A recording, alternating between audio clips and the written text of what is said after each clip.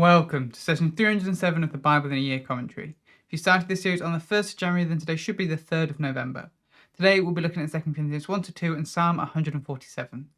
But first of all, let's get an overview of 2 Corinthians. 2 Corinthians is our next letter, also written by Paul to the church in Corinth, likely around 57 CE. Recapping what we covered in 1 Corinthians, Paul planted the Corinthians church during his second ministry journey in Acts 18. After leaving, he received reports of division in the church. In response, Paul wrote a now lost letter. The Corinthians replied with their own letter, which we also don't have, leading Paul to write 1 Corinthians to address their concerns. After writing 1 Corinthians, Paul heard that the Corinthians were not fully following his instructions and his authority was being challenged. So Paul makes what he calls a painful visit, which he describes in 2 Corinthians 2 verse 1. At the end of 1 Corinthians, he mentioned he was going to travel to Macedonia before visiting them, but it seems like he changed his mind and decided to visit them first and then come back around again after Macedonia. We can piece together from 2 Corinthians that in this visit, his authority was challenged and he was personally attacked. Afterwards, he chose not to visit them again, but sent a severe, tearful letter, which we read about in 2 Corinthians 2 verses 4 and 7 verse 8, which is also lost. Titus delivered this letter and later reported the church had largely repented. We can read about this in 2 Corinthians 7 verses 6-7. However, new opposition arose from so-called super apostles, which we read about in 2 Corinthians 11 verse 5, prompting Paul to write 2 Corinthians to defend his authority and prepare for another visit. Here is a summary of the structure, but I would recommend checking out the written version of this commentary in the description to see the structure properly for yourself, particularly as today there are two. We start in 2 Corinthians 1-7, Paul reconciles with the Corinthians.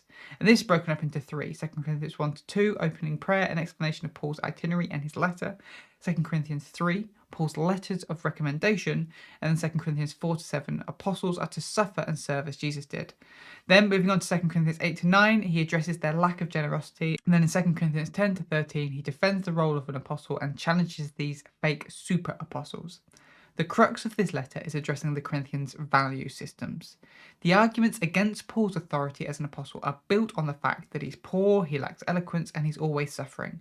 Surely that wouldn't be the case if he was really chosen by God.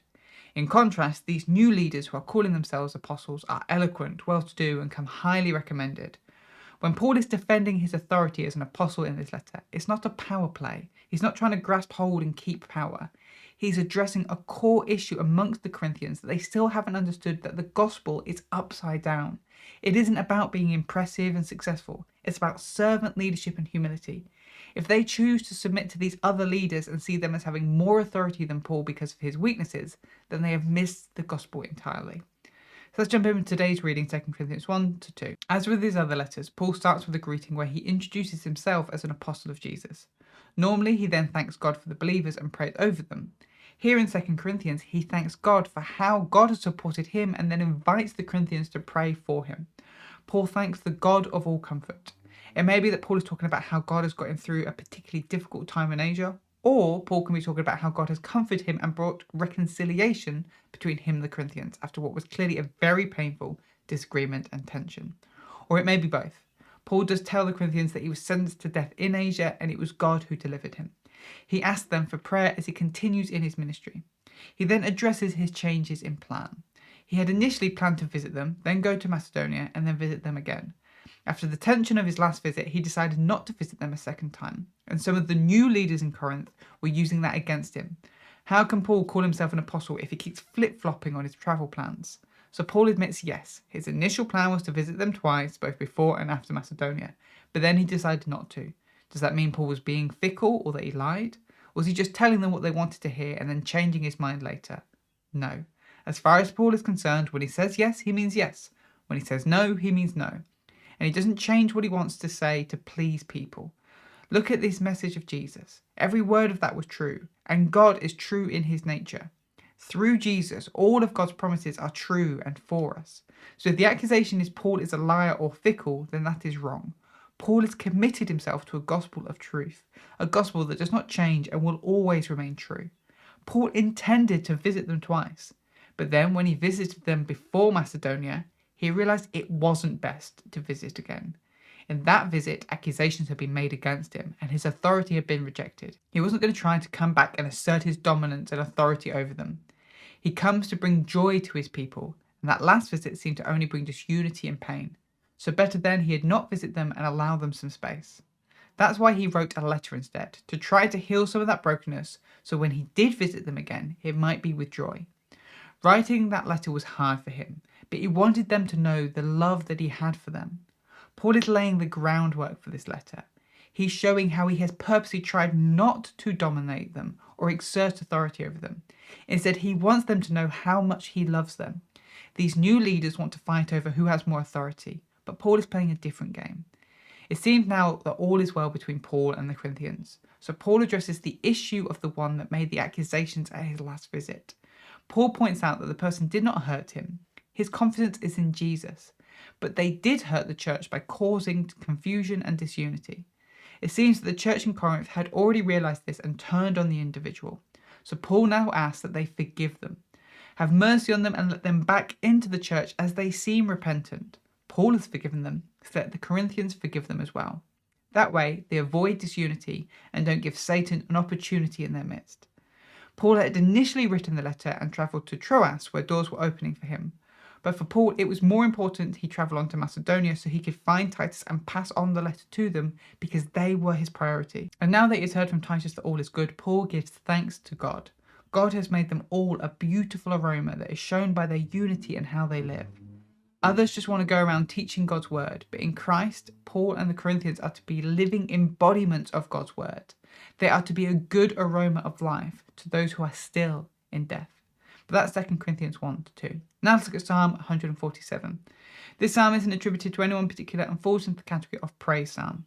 These final 5 psalms, Psalm 146 to 150, serve as a doxology for the whole book of Psalms. They praise God as King and speak his authority over all things. Here is a summary of today's structure. With verses 1-6, praise the Lord for Jerusalem. Verses 7-11, the Lord of creation provides. Verses 12-20, praise the Lord of Jerusalem. And then verses 15-20, the Lord of creation provides.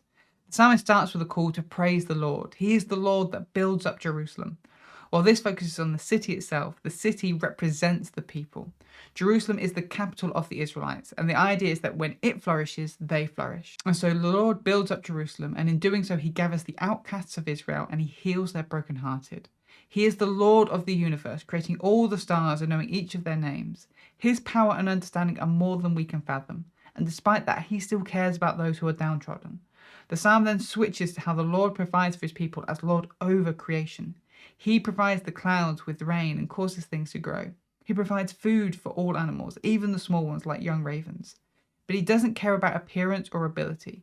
What he cares about and delights in is those who put their trust in him. And then we're back to Jerusalem. The psalmist praises the Lord for strengthening the gates of Jerusalem and blessing those within. This city he has built with its walls serves as a place of peace for its people. He provides the city with all the resources it needs. And then we're back to creation again. He is the God who brings the snow and the hail. He provides wind and flowing water. And as Lord of all creation, he committed himself to the Israelites that they would be his people. This psalm ties together the Lord as Lord over creation and Lord over Jerusalem. Jerusalem is where his temple is and therefore where his presence is.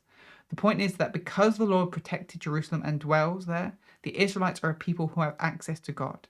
Now we have access to him through Jesus, and we too can praise him for being Lord over creation and for his provision for us as we draw close to him. Thanks for joining us today. Take a moment to reflect on what you've read and share your thoughts or questions below. If you're watching in the future, then you can click here for the next session, or you can find the full playlist just down here. To receive these daily commentaries in your email inbox, subscribe via the link in the description below. Have a great day, and I'll see you tomorrow.